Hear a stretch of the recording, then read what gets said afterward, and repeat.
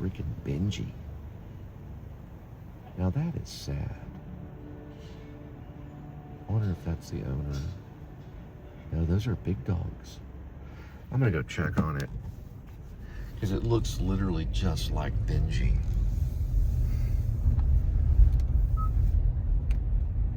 I mean, a lot like Benji. Oh yeah. Maybe that is his dog. Okay, that's his dog. He just doesn't have the leash.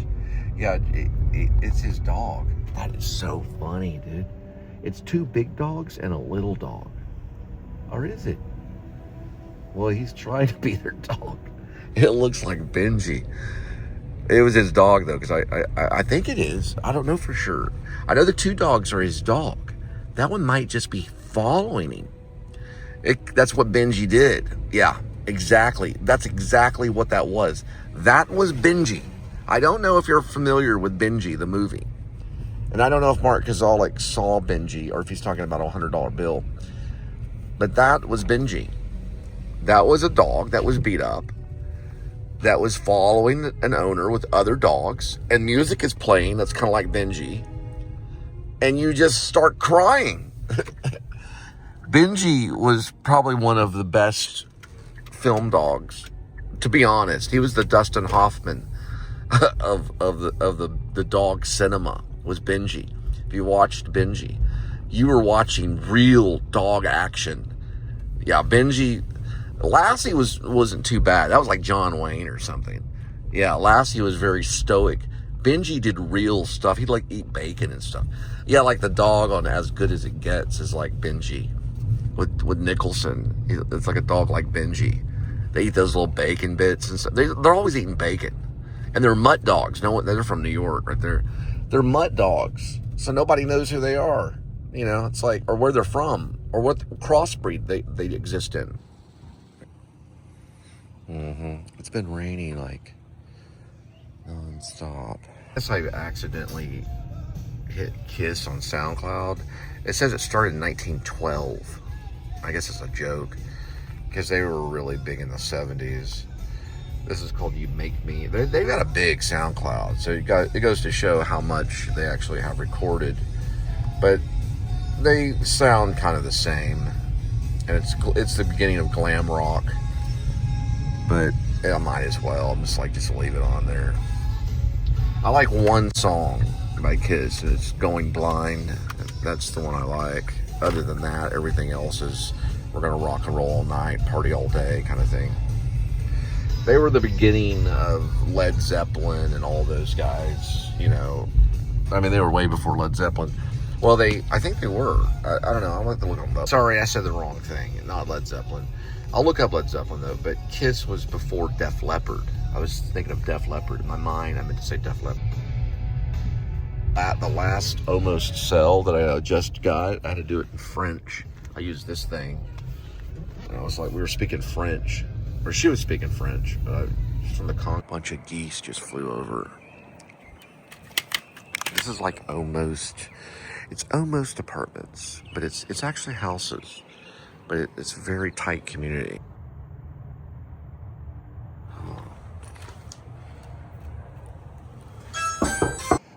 Okay. Listen to the Weirdos. They were known to play either at the Hong Kong Cafe or Madame Wong's.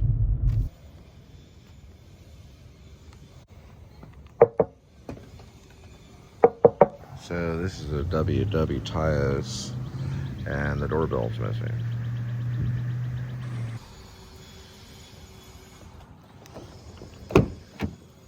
Alright, yeah. So there's a punk documentary, p.s.s on YouTube. It talks about the Hong Kong Cafe and Madame Wong's. It was in Chinatown in LA where they played punk. They took over these Chinese restaurants and started playing punk music.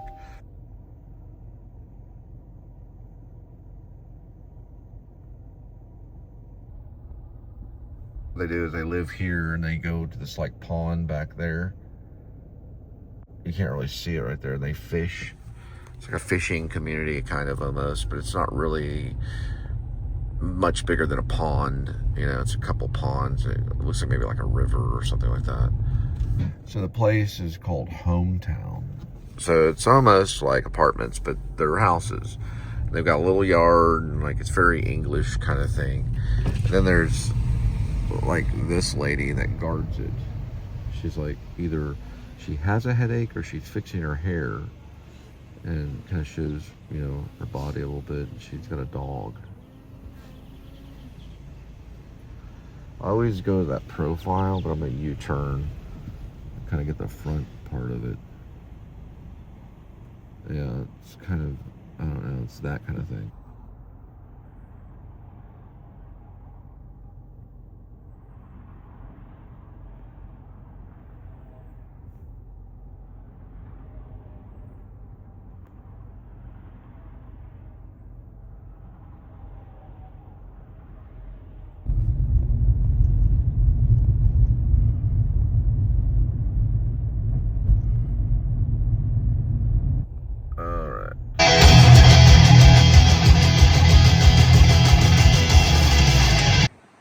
I can't tell, it's like on the verge of raining.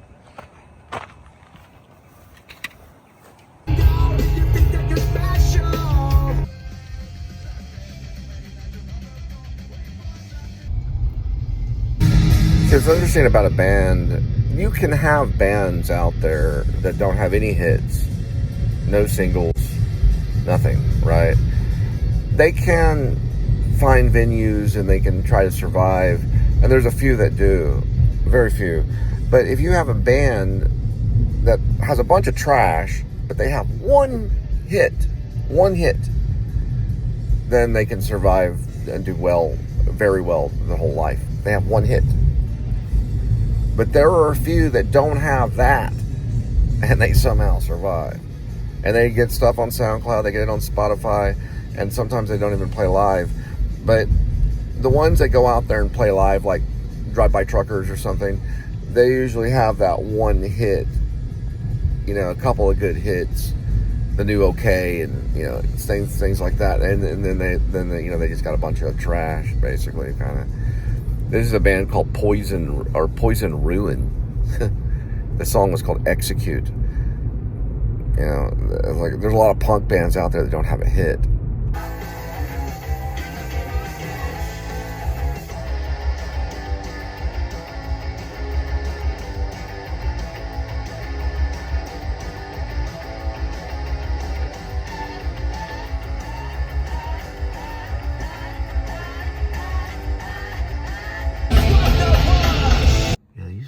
From Alaska, dude. Both are from Alaska. Look at that. They have that thing on the top right there. That's funny.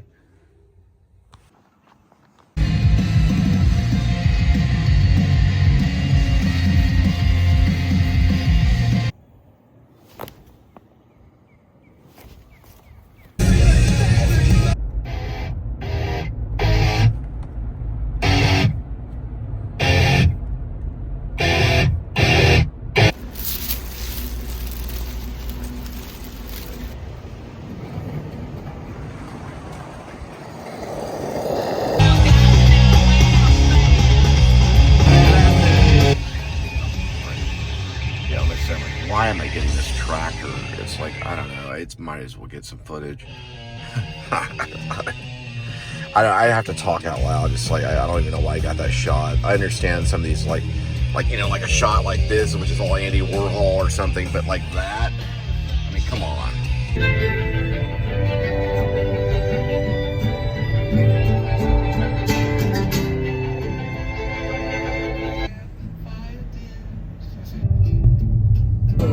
Shadow paces the floor. We'll take you out the open door.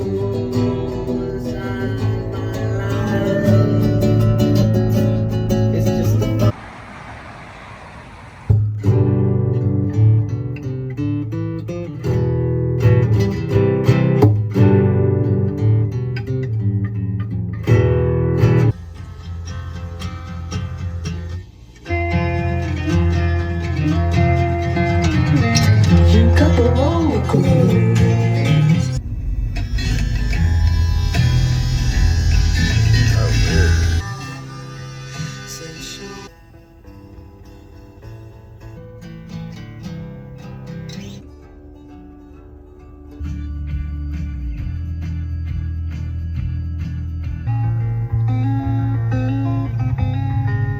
all of this stuff right here that they found for this documentary called Heaven Adores You, which I do own, he would have he might have been an outsider musician, but he became lo-fi because of Heat Miser, and then the song Christian Brothers pretty much made him very famous. Then he was able, after the leaving Heat Miser, to stay lo-fi, and he did a lot of his own recordings with microphones because Jordan Lyon met him. Hang on for a second, I'm gonna look at something. Yeah, Jordan Lyon met him, and Jordan talked to him before he died, and he talked to him about microphones and doing his own recordings. He was really big about that. So he could have easily been outsider, but he stayed lo-fi and became kind of commercial because people know about him. Yeah, he's a pretty cool musician.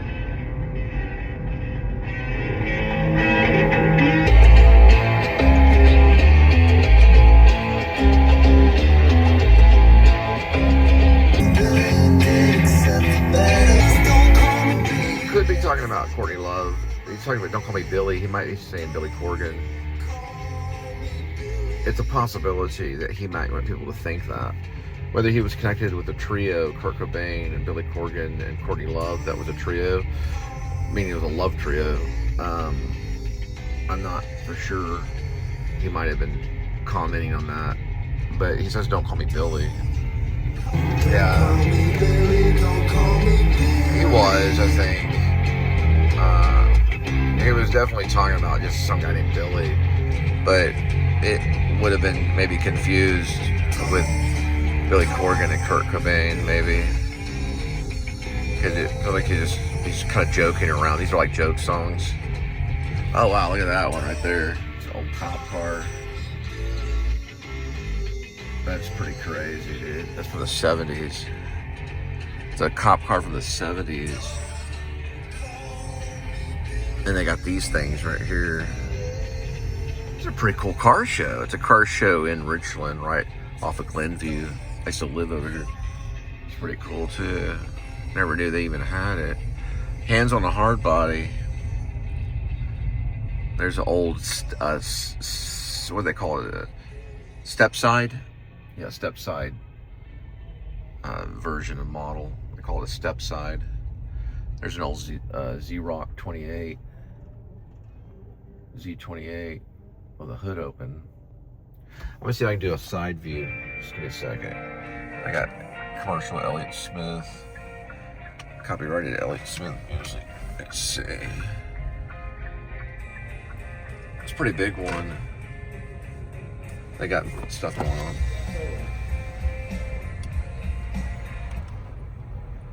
Yeah.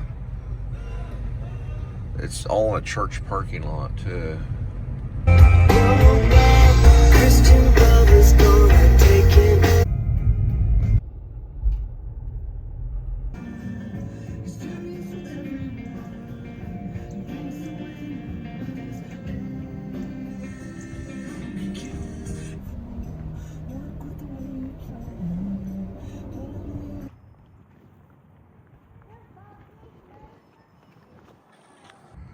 I got that little thing right there. It could be Airbnb. I can't figure this house out for some reason. No furniture.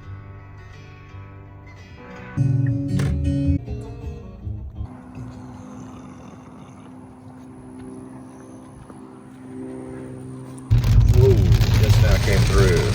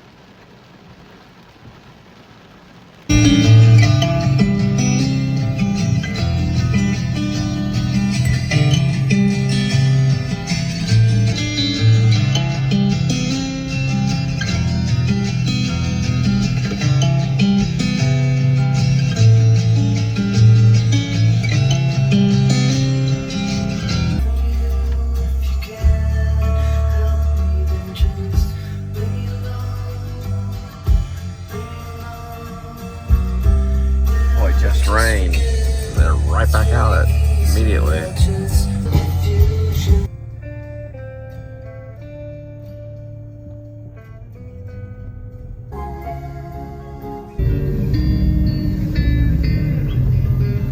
A donkey. It's a donkey. That is a donkey. There's another donkey coming up.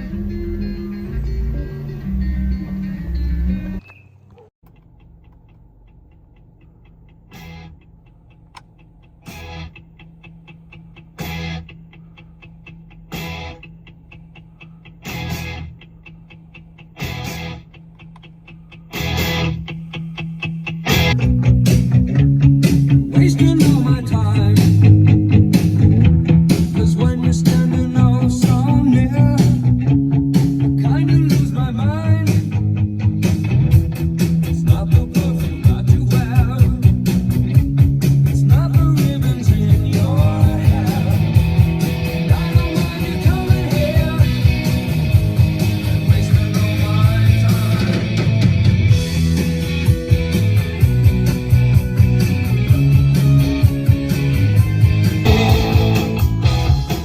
I guess I just what I needed, what I needed. I needed someone to feed.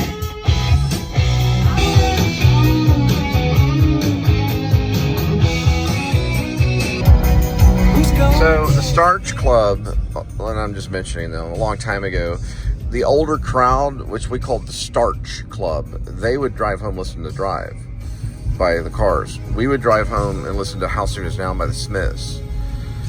So there were two different types that would show up at the Starch Club, two different generations. It'd be the older generations that wore the suits, and then there'd be the punk rock generation that would come in and kind of make fun of them and dance. Like they're sometimes they would dance. Well, not all the punk rock people. They were new wave, but they would click their heels together or dance like Pee Wee Herman or something. They would listen to the Smiths on the way home. Usually How Soon Is Now, and then maybe New Order too. They were in two different movies. So you had the people that were born in the mid or early 70s that were there, and then you had the people that were born in the early 60s, or the mid 60s or early 60s probably, because it was an older person's club, but the 18-year-olds could get in. They just couldn't drink, but they would let them in, but they could put a stamp on their hand, so they couldn't buy from the bar, but they could get other people to get drinks for them.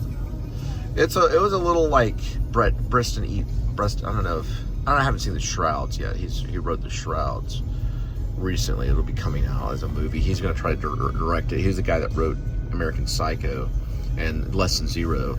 They identified with him. That was my uncle's crowd.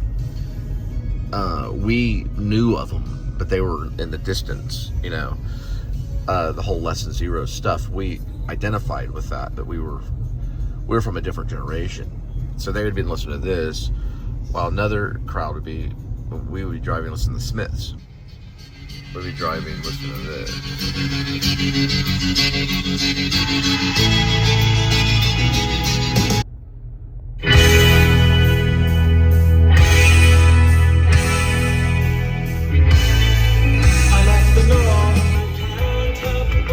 The Smiths, they are very good Saturday music. Driving maybe late morning, which this isn't exactly late morning, but it was. It felt like it was earlier. Very much like when you would get back from the club and you didn't go to sleep and you went to go get breakfast at Waffle House, or I doubt IHOP. That early stages was Waffle House, and it was like a Saturday. You had the Friday night, and then you had Saturday night to prepare for. You listened to this to kind of get your mind straight.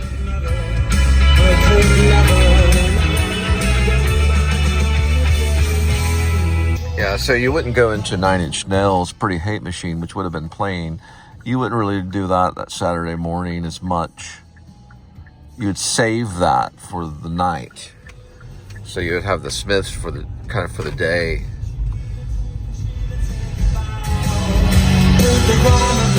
I mean, you could turn on the Smiths at night too if things didn't work out and stuff. You wanted to feel sad, you hilarious.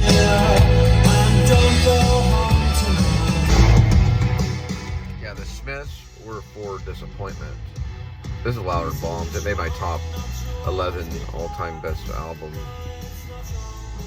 Not tried this Mexican place, but it's got a lot of activity on Uber Eats and stuff. Los Albertos. Yeah, the big DD likes it too. Yeah, and he switches to "You're a boy and I'm a girl." It switches it to that sometimes too. Yeah, it's kind of a fop, or they call him a fob, a fop, or some call him a fag.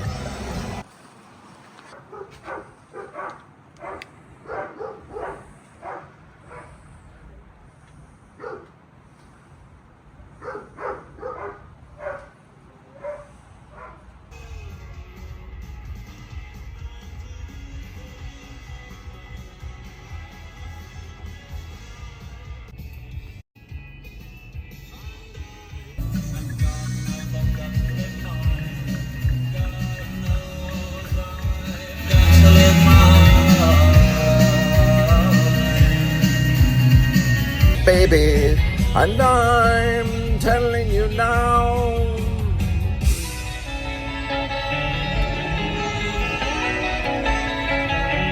Oh, just I'm an underjet, baby. Oh, just I'm an underjet, baby.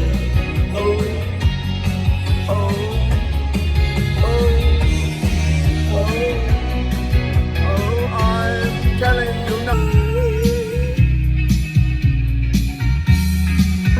Why do they groove to this? Heaven knows I'm miserable now.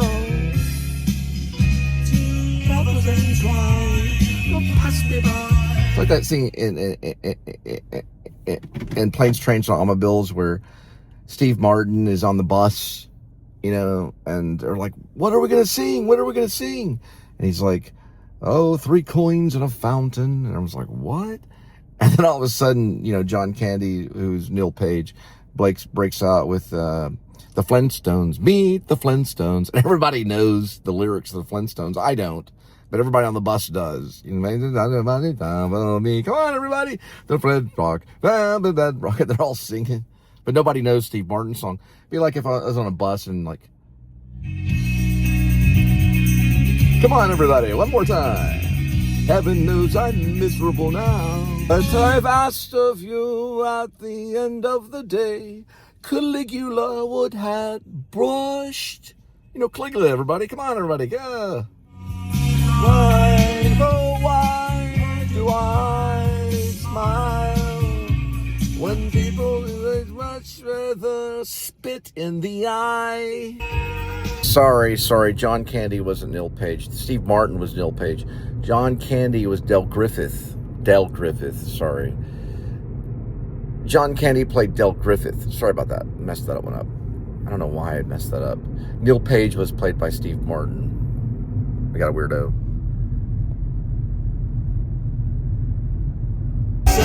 Shyness can stop you from doing all the things in life you'd like to. If it's not love, then it's the bomb. If it's not love that will bring us together. I don't care if you never come home. I don't mind if you just keep on rolling away.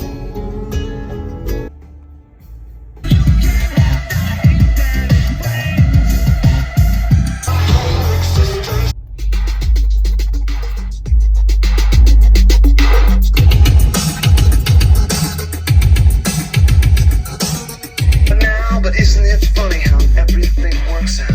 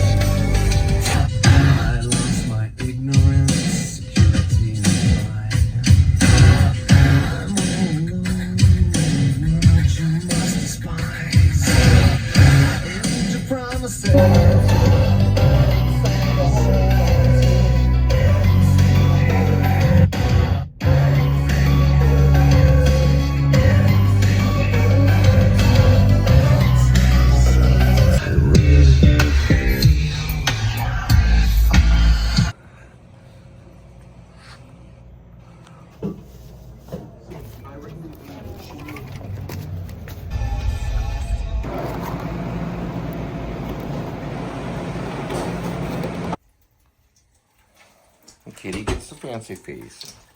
We get the Dominoes.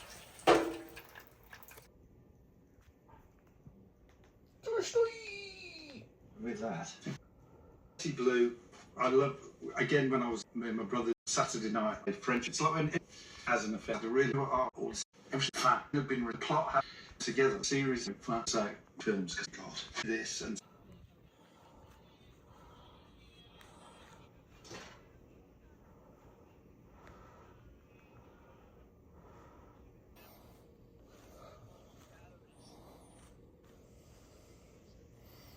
Like what Pennybaker did was he did lots of long one take things, so he could capture a theater of it. There we go. So it was, it came alive, so it was done in like long takes, but digitally it would take longer to edit. If you had a digital camera, it would take a very long time. But because they had a limited amount of film, compared to us now, it was actually quite an artful event. It was a masterful achievement of, panning and then zooming and panning, lots of that. So it was more of a film. It wasn't a concert film. It was just a documentation of a person, and things were going on. So it wasn't really just about concerts and music, or but the sound was there. They were inventing a type of microphone and 5 different cameras or something. I don't remember. I think it was done with it was like a cheap camera. It was avant-garde and avant-garde. It was avant-garde from one end and avant-garde from the other. Interesting, like watching these types of documentaries. Bob Dylan represented something, and he talks in an interview, like, what do you believe? He's like, man, I don't believe in anything, man. What you talking about? I don't believe in anything. So then later on, in another interview, he mentions a green door, which is weird because Quentin Tarantino writes about a green door in Pulp Fiction. There's a green door. And there's a green door mentioned sometimes in literature. So the green door may represent something. They mention a green door. He mentions the green door. He's talking about a closet right here. So he was pumping out pretty long lyrics, and the Beatles are in the audience, but he only had a guitar and a harmonica, and he was showing them all up pretty much. And he keeps his time, and the guitar playing is difficult, and he's saying quite a bit, the lyric-wise, that would later give him the literature for the a big prize, the Nobel Literature Prize, the prize of Nobel.